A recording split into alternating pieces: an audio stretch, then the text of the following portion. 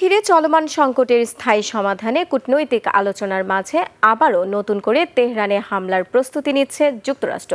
অন্যদিকে যুদ্ধ নিয়ে মধ্যস্থতার জন্য কাতার আর পাকিস্তানের প্রতিনিধিরা এখন আছে ইরান। সিবিএস নিউজের প্রতিবেদনে বলা হয়েছে, হামলার বিষয়ে তৎপর হয়ে উঠেছে ওয়াশিংটন।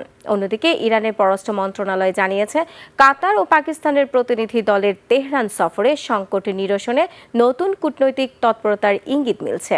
আরও জানাচ্ছেন আফসানা নীলা।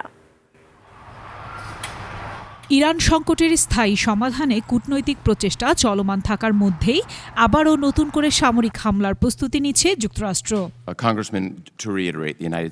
তবে পরিকল্পনার সঙ্গে সরাসরি যুক্ত একটি সূত্রের কথা উল্লেখ করে সিবিএস নিউজ জানিয়েছে, হামলার বিষয়ে এখনো পর্যন্ত কোনো চূড়ান্ত সিদ্ধান্ত নেওয়া হয়নি। তবে পেন্টাগন বলছে, যুক্তরাষ্ট্রের সামরিক ও গোয়েন্দা সংস্থার কিছু সদস্য তাদের ছুটির পরিকল্পনা বাতিল করেছেন। নতুন হামলার পরিকল্পনায় এই পদক্ষেপ নেওয়া হয়েছে বলে ধারণা করা হচ্ছে।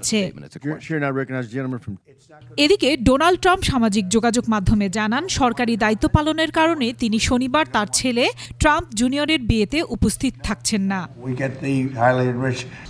সূত্রগুলোর মতে, মার্কিন প্রতিরক্ষা ও গোয়েন্দা কর্মকর্তারা বিদেশের ঘাঁটিগুলোতে প্রস্তুত থাকা অবস্থায় সেনাদের তালিকা হালনাগাদ হচ্ছে।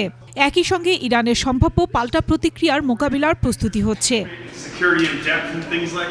আর হোয়াইট হাউসের মুখপাত্র জানিয়েছেন, ট্রাম্প তার সীমারেখা খুব স্পষ্টভাবে নির্ধারণ করেছেন যে ইরান কখনোই পারমাণবিক অস্ত্র অর্জন করতে পারবে না এবং তারা সমৃদ্ধ ইউরেনিয়ামও রাখতে পারবে না। একই সাথে মার্কিন কংগ্রেসের নিম্নকক্ষ হাউস অফ রিপ্রেজেন্টেটিভসে ইরান যুদ্ধ সম্পর্কিত একটি ভোট বাতিল করেছে শাসক দল রিপাবলিকান পার্টি। পাশাপাশি ইরানের সঙ্গে চলমান আলোচনা থেকে ইসরায়েলকে প্রায় পুরোপুরি বাদ দিয়েছে বলে নিশ্চিত করেছে যুক্তরাষ্ট্র।